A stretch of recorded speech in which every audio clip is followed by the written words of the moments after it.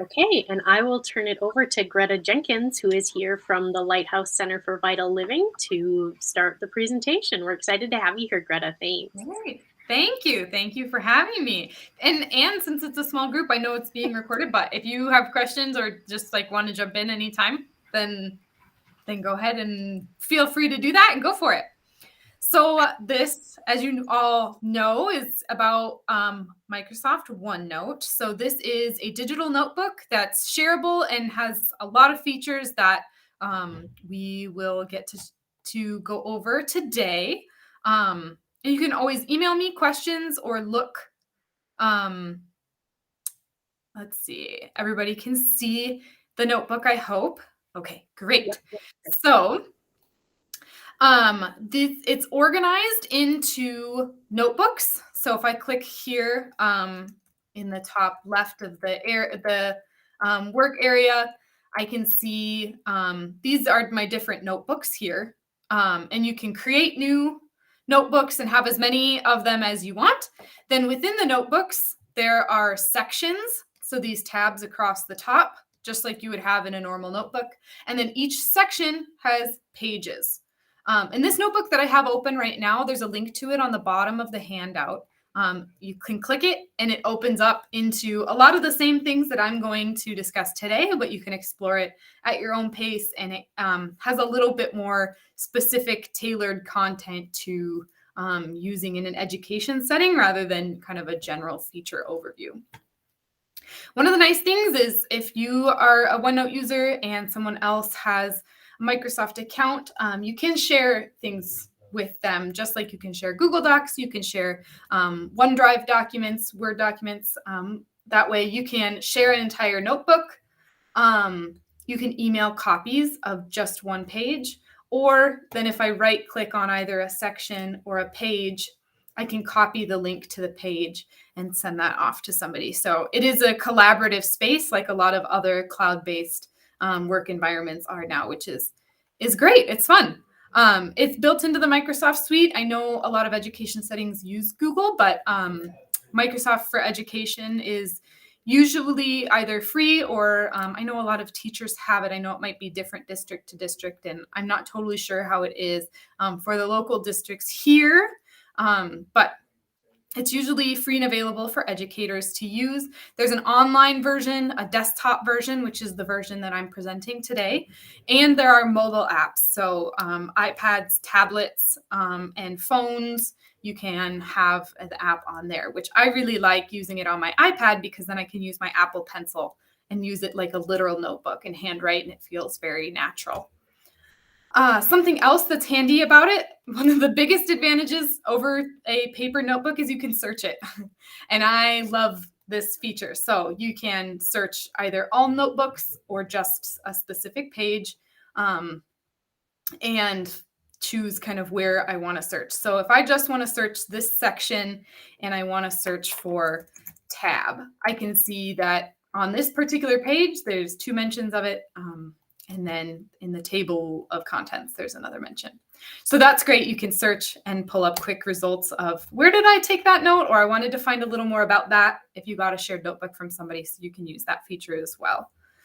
On the home tab up here, it's set up similarly to the Microsoft suite. So hopefully these tabs across the top feel a little bit familiar, but the features there will be just slightly different. So basic formatting, text formatting, heading styles, all important to use. Something I also really love is the tags feature. So you can tag a page, tag a paragraph, and what these are, and you can make your own custom tags, but it just identifies a piece of information or something like that as I want to music to listen to, or to do priority 1, or I need to call back. And something that's amazing about these is this find tags feature. I have this, it pulls up the summary on the right-hand side here, and I can search by just section or tag name. So I'll search by tag name, and you can see this particular notebook has all these tags already in it, which are all these little tips, which is great. And maybe I'll click try it now. And if I do, it jumps me right to that try it now tag. using tags. There's some more information on doing so here. So those are really, really handy, a great way to stay organized, and I encourage everybody to try it out. There's also the dictate feature, which taking notes with your voice is great. It is a same as built in with Word. It is a speech to text function. So as I'm speaking, if I turn on the dictate feature, then I can use my voice to type my notes. New line. So that's a really handy thing, especially for multimodal learning, or it being a busy teacher or running classroom to classroom. You can use that to stay organized. OneNote also, you can put in any type of digital media. So you can do tables, you can do a file printout. So what I'll do is I'm going to add page here to create a new page, and I'm going to click file printout.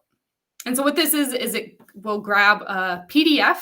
Here are PDFs in my desktop, and I was working with software called Dragon earlier this week. So I'm going to insert this Dragon's commands document, and it takes just a moment, and it's going to place the document right in the workspace here. It's working on my other screen that you can't see to do some processing. Okay, there we go.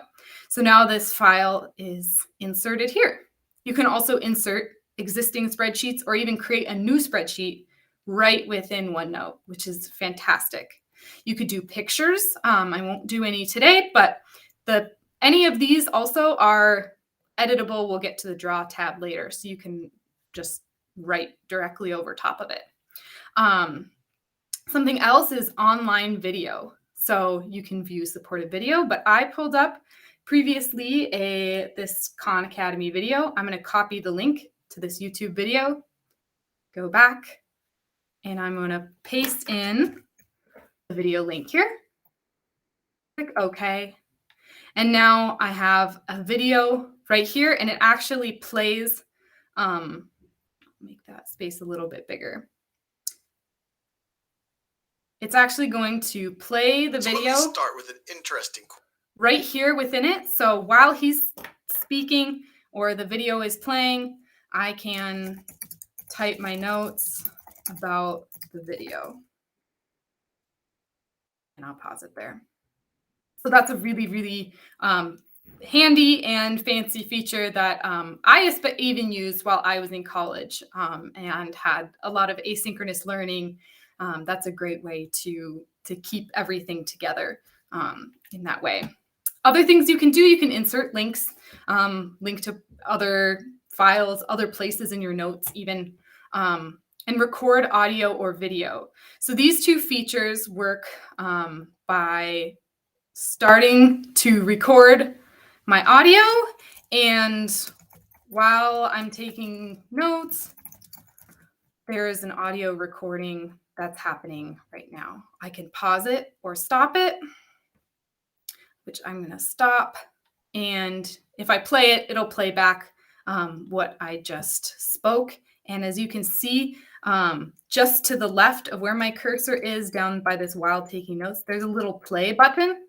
So that is going to, if I had kept going and clicked play, say 3 more paragraphs down or something like that, it would have started playing my recording right at that spot taking notes. So I could listen to what I was hearing, or listen to what I was saying, or listen to what the teacher was saying right when I wrote that note. Like I could have written due on Tuesday, but I forgot to write what was due on Tuesday. I can play the recording from that line and it will tell me, it'll play back what it is. So that's really, really great for all different learning styles and learning disabilities, as well for note-taking, staying organized, and making sure that you get all of the information.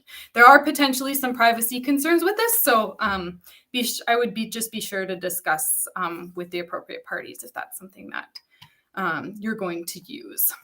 There are page templates that you can use to like quickly insert a particular style of a page, the same way that there are templates for lots of other different services too. date and time, math equations for somewhat of advanced math or symbols in that way, or for especially younger students. Everybody likes getting stickers, but you could, if students are working in notebooks and share them with you, you can always pop a little sticker on the page, which is fun. And then the math assistant, I didn't set up anything to demonstrate this to you, but it helps you if you are typing math or even handwriting math. You can, it's kind of similar to, oh, what's the name of the app? I can't remember it right now. I can picture it in my head. It's blue with math symbols on it. Equatio, maybe? Is it what? Sorry. Equatio? Maybe Equatio. There's a mobile app that had that Microsoft developed that's kind of similar, but yeah, the same idea as Equatio.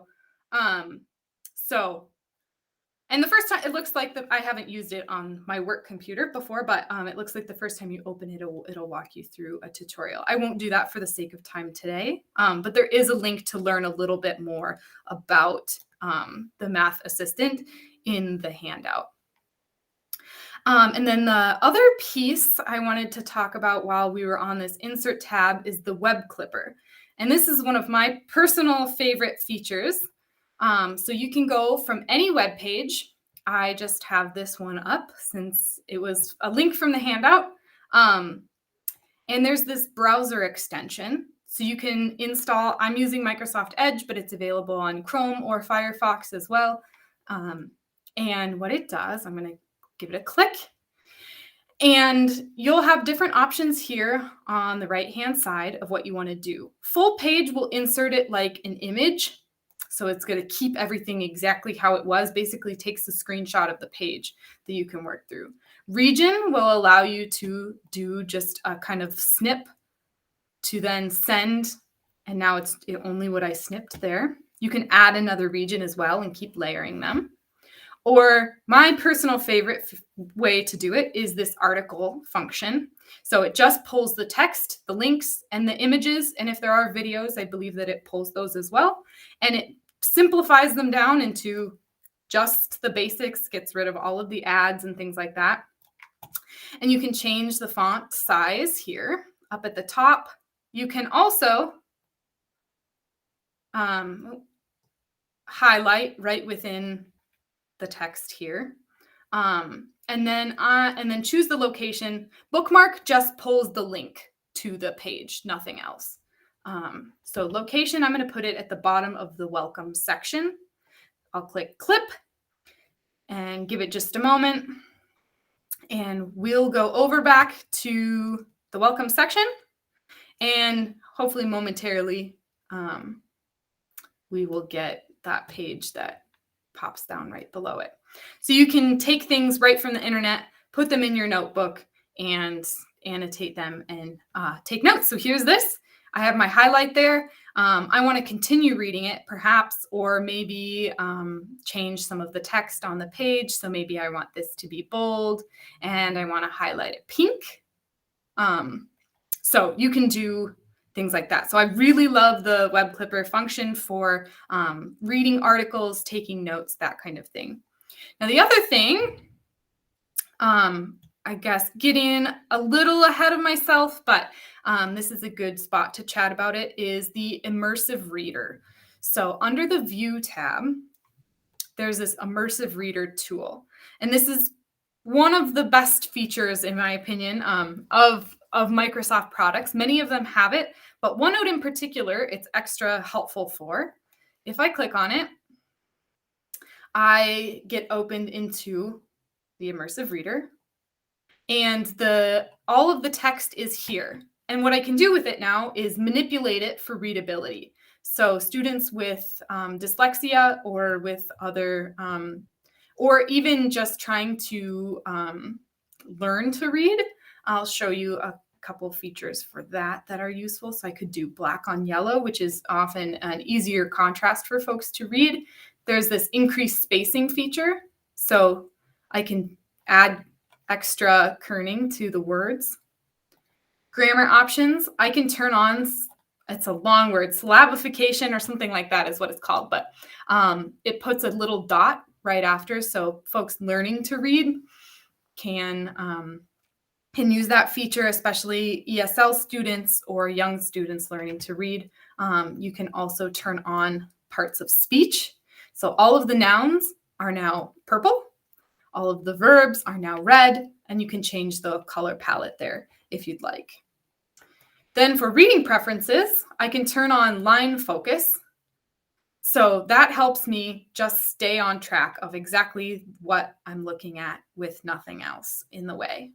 And you can see over here, I have these arrows. Or I don't know if I shared my computer sound, but there's this play button, which will do a text to speech. So it'll actually read out to me handwritten notes to type text. What's on that page. So those were the grammar options. And then back in the reading preferences, there's the picture dictionary, which is a great feature. So I can see text, the words on the page. Notes. I don't know why that one's there, but typed. So different words have, and you can listen to typed just the one word. The other thing I can do is now translate this web page or the text into another language. So I can pick German, and I could just choose by word. If I just want to translate one word by one word, I could do that. So if there were documents, say, in Spanish, and someone was a Spanish speaker learning English, you could have a document in Spanish, translate to English, just word by word, so they can slowly learn one word at a time, or you can translate the entire document there. It'll just take a moment, and now my document is in German. I'll turn off the whole document. And this reading coach is totally new, something that I have not even experimented with or tried to do anything with, but I'm excited to learn more about it and read about it and see kind of how that goes. So I'll close the menu, and the last piece is this voice settings area. You can choose, sadly, only 2 voices to choose from. I do hope they expand that in the future. But there is this voice speed. So if I can keep up, maybe I want it double speed, and I'm going to change it to the male voice, and I'm going to click play. OneNote for Windows 10 has built-in handwriting recognition that can convert your handwritten notes to typed text. So that way I can both see the words, and hear the text being read out to me. So I'll click exit now. That's the immersive reader. I'm going to also go back to this page and show you, click immersive reader, and it remembered all of my choices from the last session when I was using it on that other document.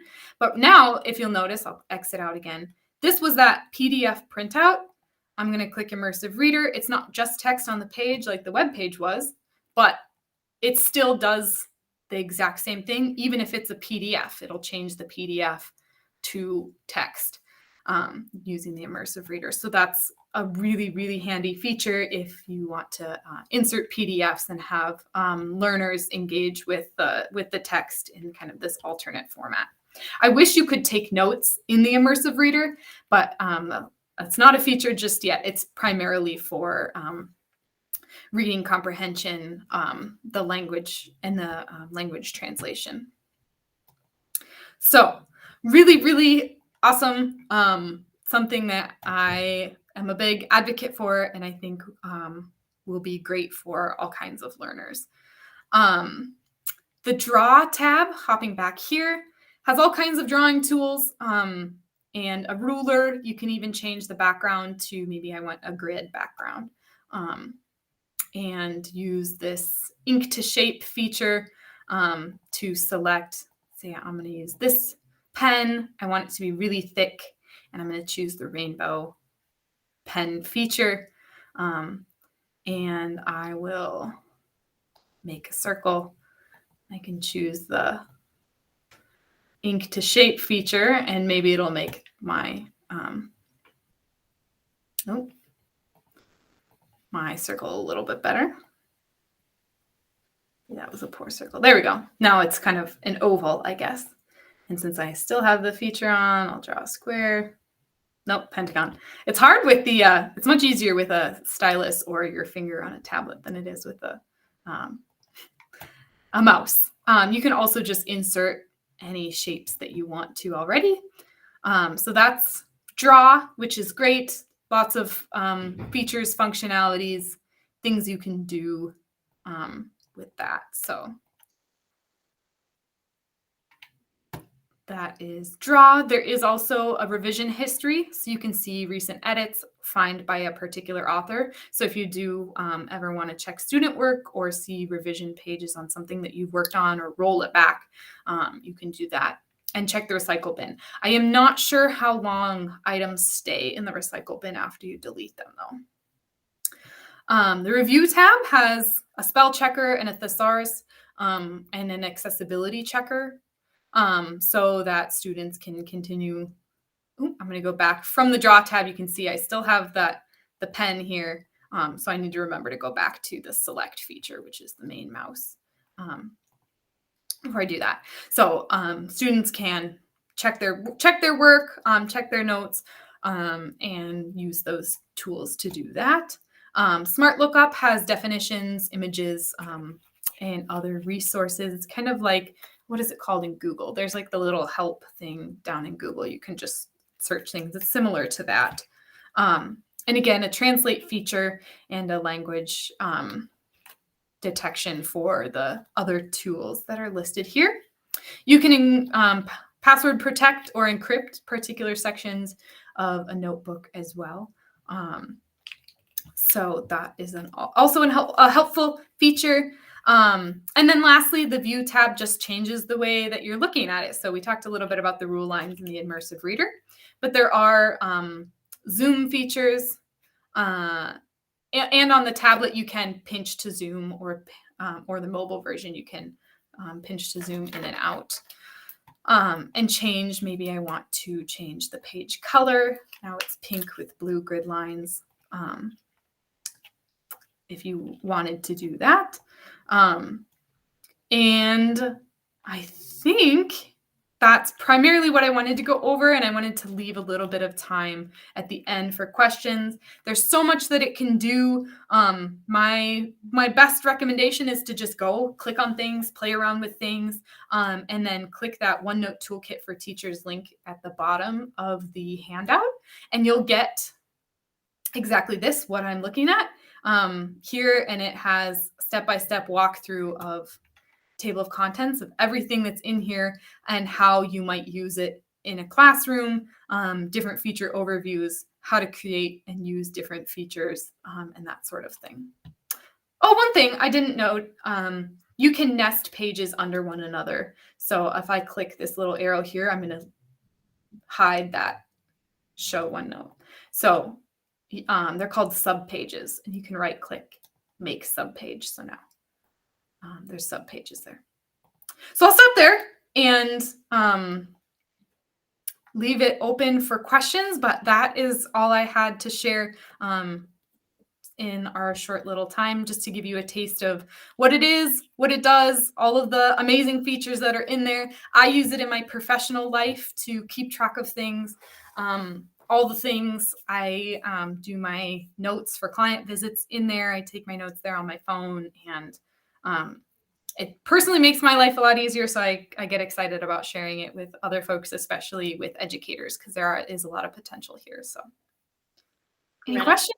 This is amazing. I'm just so excited. I feel like this has so many features. I feel like a lot of other times it'll be like one app has these particular features, but is missing this element. Whereas I feel like this really has just about everything that I can think of it for students who are working at this type of level on these type of skills and tasks, that it just seems so all inclusive.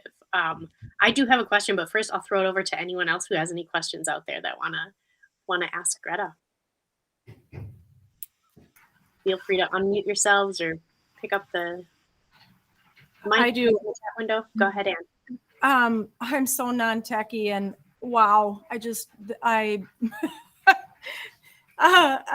I just downloaded it on my computer, and all that. So when you're saying the handout, did you send some kind of handout to us that I missed, or what do you mean when you say handout? And then secondly, when I opened it, I don't have all that nifty stuff that comes up that's on yours, like the file and all that stuff. It just simply says notebooks and then my notebook.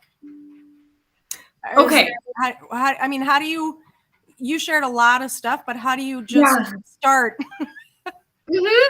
Good question. Julie, I think maybe sent out the handout, or it's linked to the calendar event, maybe.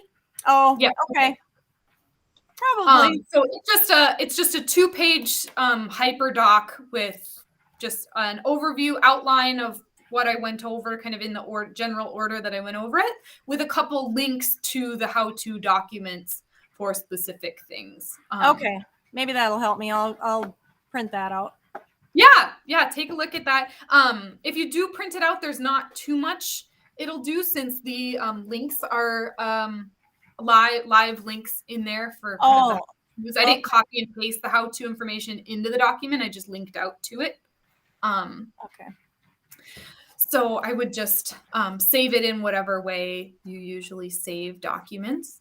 And then when you open it up, I don't know, Julie, is it all right if we maybe stop recording and we could have Anne share her screen so I can help her get started? Absolutely. Can I ask one quick question that I am curious about to maybe keep on the recording? I know you mentioned it's available on, iOS, PCs, it's, web-based. How does that work in terms of syncing across devices? Is it like an account? Is it cloud storage? How does that work? So it works the same way that cloud storage. It's like Google Drive. You can access your Google Drive from your phone and your computer the same way it automatically syncs, as long as there's an internet connection to do so. So you can work offline in OneNote, but you just won't see those changes until whatever device it is gets a chance to connect and sync. And the sync process doesn't take long. It's kind of one of those instantaneous things that we're so used to now. So I hope did I answer that? Absolutely. Yep. That's exactly what I was wondering. Great. Okay. So I will go ahead and stop the recording now, and then we